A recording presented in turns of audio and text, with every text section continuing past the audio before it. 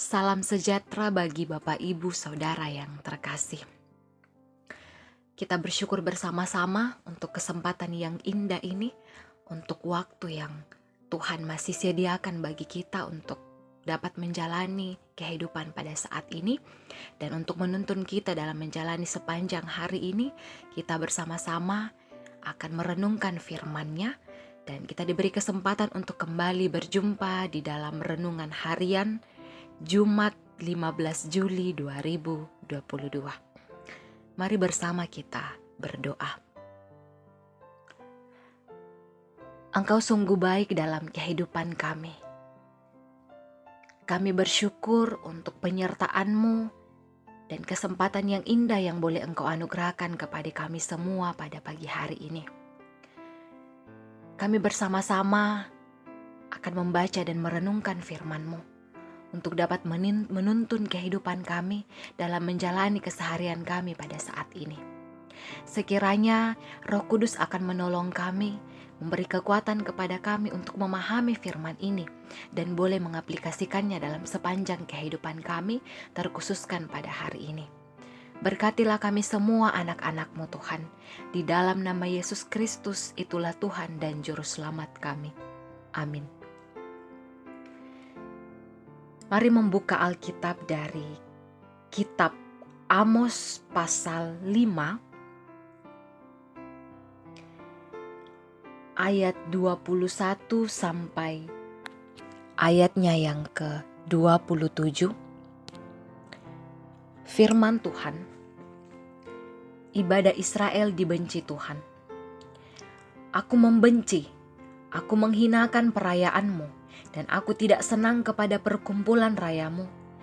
Sungguh, apabila kamu mempersembahkan kepadaku korban-korban bakaran dan korban-korban sajianmu, aku tidak suka, dan korban keselamatanmu berupa ternak yang tambun, aku tidak mau pandang.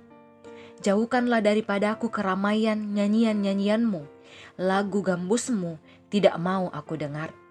Tapi biarlah keadilan bergulung-gulung seperti air dan kebenaran seperti sungai yang selalu mengalir. Apakah kamu mempersembahkan kepadaku korban sembelihan dan korban sajian selama 40 tahun di padang gurun itu, hai kamu Israel?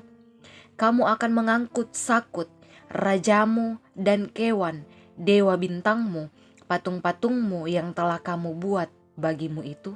Dan aku akan membawa kamu ke dalam pembuangan jauh ke seberang Damsyik, firman Tuhan yang namanya Allah semesta alam. Amin.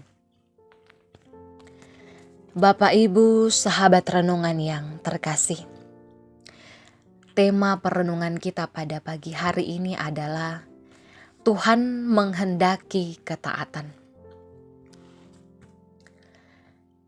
Banyak di antara kita yang mengenal kesempurnaan ritus-ritus ibadah orang Israel. Mereka rajin beribadah, mempersembahkan korban bakaran. Tetapi dalam tulisan Amos mengecam, Nabi Amos mengecam dengan lantang dan tentunya mengejutkan kita semua. Ternyata perayaan liturgi protokoler, ramai, semarak, dan mengagumkan justru dihina dan dibenci Tuhan bila dipertontonkan dalam kemunafikan agamawi. Seakan-akan kita mencari suatu pujian, kita mempertontonkan sebuah perayaan kita. Allah muak melihat ibadah yang keren, tapi para pemimpin ibadah dan peserta kebaktian ternyata melakukan ketidakadilan dan ketidakbenaran. Bukan maksudnya Allah membenci ketika umatnya melakukan ibadah pada saat itu, akan tetapi terlalu dilebih-lebihkan oleh bangsa Israel. Lalu Amos menulis dalam tulisannya bahwa Amos prihatin menyaksikan ketidakadilan di Israel pada masa itu, di mana kemakmuran ternyata tidak merata, tidak ada keadilan, ketidakjujuran yang merajalela, kekayaan dan keuntungan hanya dimiliki segelintir orang saja, terutama pegawai serta para nabi atau rohaniawan yang menyalahgunakan kedudukan dan kekuasaannya demi memperkaya diri dan berpesta pora. Orang-orang ini lebih berpihak pada orang-orang sesamanya yang munafik. Lalu Allah mengatakan Allah menolak segala praktik agama yang tidak disertai dengan ketaatan kepadanya. Yang Allah inginkan itu adalah sebuah bakti dan pujian dari orang-orang berhati tulus, bersungguh-sungguh kepadanya. Ibadahnya bukan formalitas belaka, bukan rutinitas belaka, tetapi dapat dibuktikan dengan tindakan iman dalam hidup sehari-hari. Bapak, Ibu, Saudara yang kekasih, segala bentuk ibadah itu harus melahirkan manfaat rohani bagi umat yang meyakini penyelamatan dalam Yesus Kristus. Kita mesti sadar bahwa rutin menghadiri ibadah tidak boleh mengganti ketaatan kepada Allah. Ibadah rutin tidak boleh mengganti karya pengorbanan Yesus Kristus. Yang Allah rindukan itu adalah bagaimana umatnya senantiasa membaharui motif beribadah agar perih hidup kita makin serupa dengan Kristus dalam keadilan dan juga kebenaran. Ketidakadilan dan ketidakbenaran tidak dapat disembunyikan.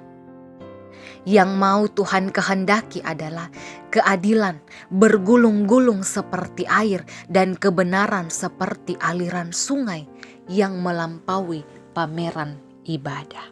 Sekiranya bahwa kita dapat menyatakan kebenaran sekaligus keadilan dalam kehidupan kita kepada sesama kita. Amin. Mari berdoa. Kami bukan apa-apa di hadapan-Mu Tuhan. Kami tidak bisa melakukan apa-apa tanpa penyertaan dan pertolongan daripada-Mu. Kami ada sampai pada saat ini semua hanya karena anugerah daripada-Mu. Akan tetapi terkadang kami menyalahgunakan setiap anugerah yang Engkau nyatakan dalam kehidupan kami. Kesehatan kami, kekuatan kami, kepandaian kami. Dan juga setiap talenta karunia yang Engkau anugerahkan kepada kami. Terkadang kami tidak melakukan keadilan dan kebenaran dalam kehidupan kami kepada sesama kami dan terlebih lagi kepada-Mu Tuhan. Sekiranya firman ini boleh kami renungkan dan aplikasikan dalam kehidupan kami, agar benar-benar dengan sungguh kami taat kepada-Mu, Sang Pemberi kehidupan kami. Kami menyerahkan kehidupan kami ke dalam tangan pengasihan-Mu Tuhan. Bagi kami yang sudah lanjut usia, Engkau senantiasa menopang kehidupan kami, menyertai, memberikan kekuatan agar senantiasa para orang tua di dalam lanjut usia mereka tetap bersuka cita dan tetap senantiasa merasakan penyertaan daripada-Mu. Untuk setiap pekerjaan jemaat Tuhan, berikan ketaatan kepada mereka untuk senantiasa menekuni setiap pekerjaan mereka Tuhan.